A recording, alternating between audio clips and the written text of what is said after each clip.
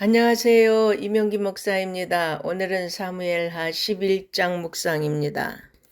11장은 다윗의 생애에서 가장 치명적인 잘못으로 기억될 사건을 다루고 있습니다.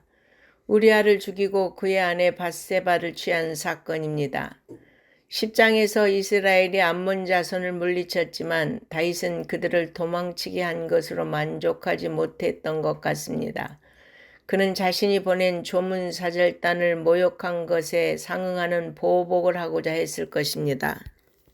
그래서 암몬 자손에 대해 공격을 감행한 것으로 보입니다. 그때 다윗은 요압에게 부하들과 온 이스라엘의 군대를 맡겨서 암몬을 향해 출전시켰습니다. 그들은 암몬 자손을 멸했고 수도인 라빠를 포위 공격했습니다. 그러나 다윗은 전쟁터에 나가지 않고 예루살렘에 머물러 있었습니다. 왕으로서 마땅히 전쟁터에 있어야 함에도 불구하고 예루살렘에 머물러 있었던 것이 밧세바 사건의 원인이 되었다고 할 수 있습니다.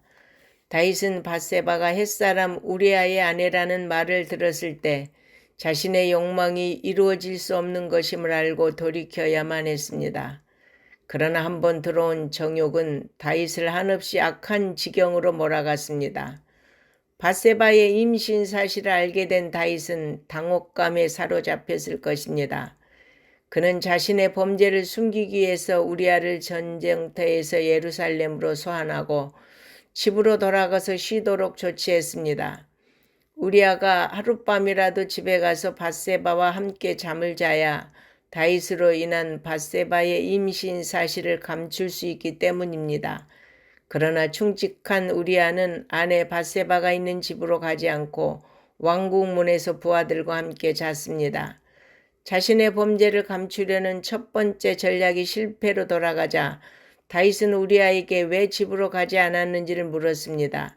이에 우리아는 이스라엘 온 군대가 전쟁터에서 목숨을 걸고 싸우는데 어찌 자신이 편하게 집에 가서 아내와 잘 수 있느냐고 답변했습니다. 다윗은 이방인인 우리아의 충성스러운 모습을 보고서도 아무런 죄책감을 갖지 않았습니다. 그는 다시 우리아를 만취 상태에 빠지게 해서 집으로 가게끔 유도하지만 또다시 실패합니다. 다윗은 타인의 아내와의 간음이라는 무서운 범죄를 저지르고도 회개하지 않고 계속 은폐하려고 하기 때문에 하나님은 충성된 우리아를 통해 그 길을 막고 있습니다. 그러나 죄는 숨기려고 하면 할수록 점점 더 큰 죄를 향해 나아가게 만듭니다. 그래서 결국 파탄에 이를 때까지 끌려가게 됩니다. 그러므로 성도는 죄를 감추려는 모든 시도를 멈추고 모든 은밀한 죄를 주님의 십자가 앞에 낱낱이 고백함으로 죄의 속박에서 벗어나야 합니다. 다윗은 우리아를 소환하여 밧세바와 동침하게 함으로써 자신의 범죄 사실을 숨기려 했던 계획이 우리아의 충성심으로 인하여 실패로 돌아가자 이제 다윗이 자신의 범죄를 숨기기 위하여 취할 수 있는 방법은 단 한 가지였습니다. 그것은 전쟁터에서 우리아를 죽이고 밧세바를 데려다 자신의 아내로 삼는 것이었습니다. 밧세바가 자신의 아내가 된다면 밧세바가 아이를 낳아도 자신의 가는 사실은 숨길 수 있었습니다.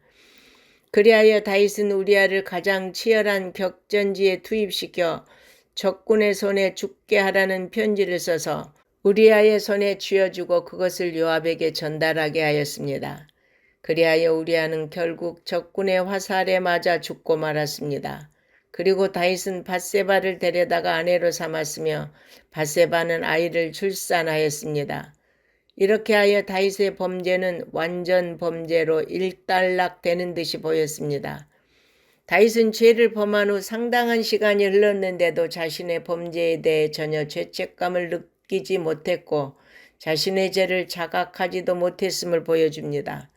그러나 다윗이 행한 그 일은 하나님께서 보시기에 아주 악했다고 지적함으로써 그에게 하나님의 준엄한 징계가 임할 것임을 강력히 시사해주고 있습니다. 성도 여러분, 우리는 다윗같이 신실한 사람도 언제든지 넘어질 수 있다는 것을 보게 됩니다. 따라서 어느 누구도 이 세상의 모든 진실을 아시는 하나님의 불꽃 같은 눈동자 앞에서 아무것도 숨길 수 없다는 것을 알고 항상 겸손히 주님의 은혜만을 붙잡는 성도가 되기를 소망합니다. 아멘.